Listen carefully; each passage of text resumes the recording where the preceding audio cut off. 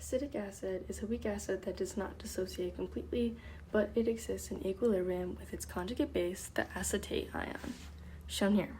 The pH of acidic acid was measured, and it was measured to be about 2.0. Then, with the addition of sodium acetate, the pH was then 5.0. Now let's talk about the stress that this puts on the equation.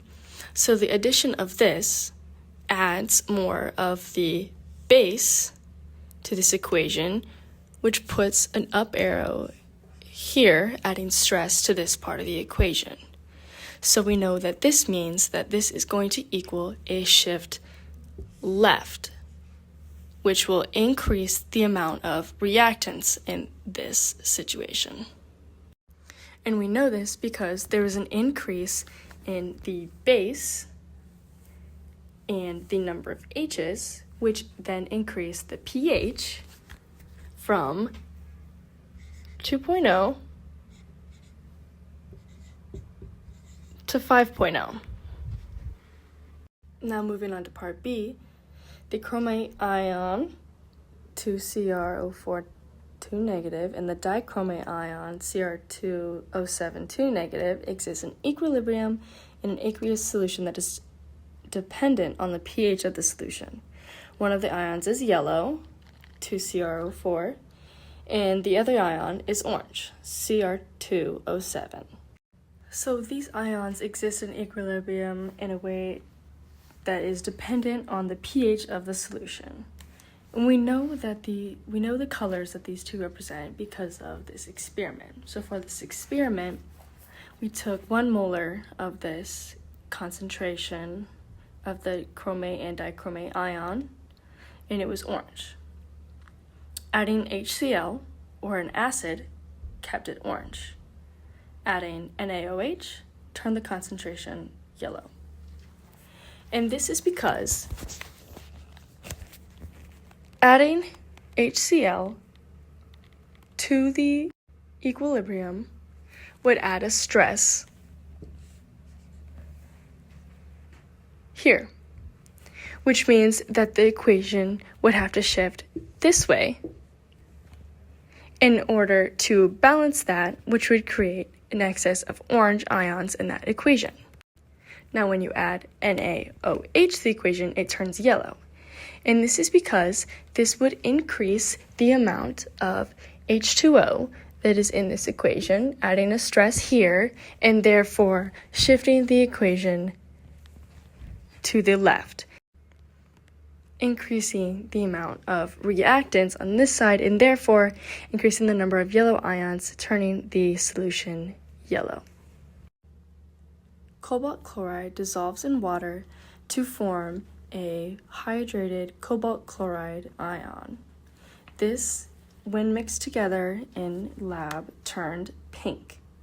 The first part of this experiment was to add 10 or so drops of HCl to a beaker containing the cobalt chloride and water. What happened when this reaction was complete was a very dark purple reaction. And this is because the addition of HCl increased the amount of chloride, which therefore forced the equation to move to the right to counteract the stress there, increasing the amount of cobalt chloride ions, increasing the amount of blue in the solution, turning the light pink into a dark purple. So the next part of this experiment was to take the solution we just created and dividing that into 2 beakers, saving one for reference, and then to one we added it to heat. Once we added it to heat, this solution turned dark blue. So we know from this that this reaction has to have heat as a reactant. So this would mean that heat would be over here.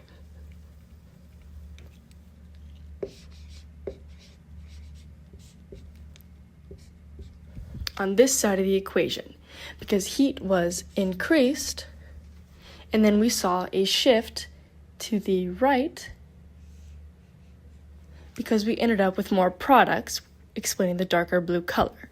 So this means that when there was an increase in stress and heat, to counteract this, the equilibrium and the equation moved this way to counteract this, making the solution blue. The other beaker was added to an ice bath. When this was complete, we saw that the solution was then a lighter pink color than what it has started as. So we know from this sort of reiterates our idea that our reaction is endothermic, which means it consumes heat, because it means that since there was which causes an upward stress on this side of the equation in order to counteract this.